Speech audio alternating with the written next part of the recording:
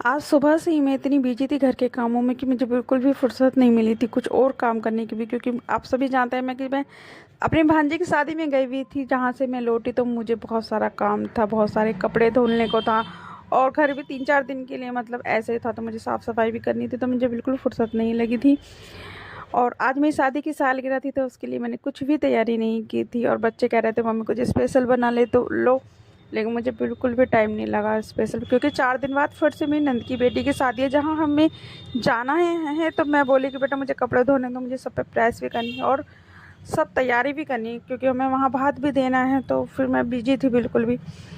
तो इनका फिर फ़ोन आ गया और ये बोले कि चलो रेडी हो जाओ कहीं चलते हैं। मैं बोली कहाँ चलते हैं, मुझे नहीं जाना है। तो ये बोले नहीं नहीं फिर भी चलो, थोड़ा बहुत जो भी करना है चलो।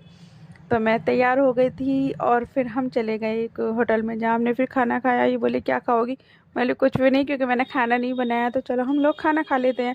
तो इन्होंने फिर मेरे लिए मखनी दाल बनाई, क्योंकि जो मंगाई थी, क्योंकि जो मुझे बहुत पसंद है और मैं जहाँ भी जाती हूँ मैं मखनी दाल ही खाती हूँ और कुछ मुझे पसंद नहीं आता होटल का, जो कि मेरी मतलब फेवरेट है। तो मैं मखनी दाल मंगाई हम लोगों ने। और फिर मैंने तंदूरी रोटी, जो कि मुझे सिर्फ यही होटल में पसंद आता है और कुछ इसके अलावा नहीं पसंद आता।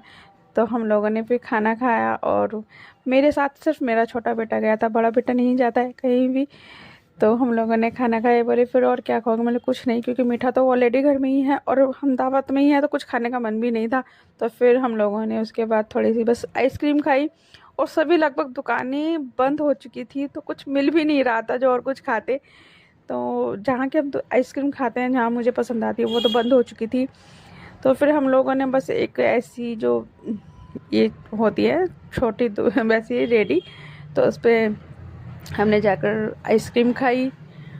और आइसक्रीम खाने के बाद ये बोले कि उमंग के लिए पिज़्ज़ा ले लेते हैं। तो मैं बोली चलो पिज़्ज़ा करा लेते हैं। और मतलब ये लगा लो कि हमारे बाद ही वो होटल बंद हो चुका था, काफ़ी रात हो गई थी। तो हम लोग फिर घर आ गए और मम्मी के लिए स्पंज ले आए थे और कुछ नहीं। फिर मैंने बेटे को ला कर दिया पिज़्ज़ा, तो वो तो उसी से खुश हो गया। बोले बस जो मेरी फेवरेट है उसे पिज़्ज़ा ही बहुत पसंद है, तो उसने पिज़्ज़ा खाया। और हम लोग बस आधी रात हो गई थी और थकान के मारे कुछ भी नहीं कर पाई।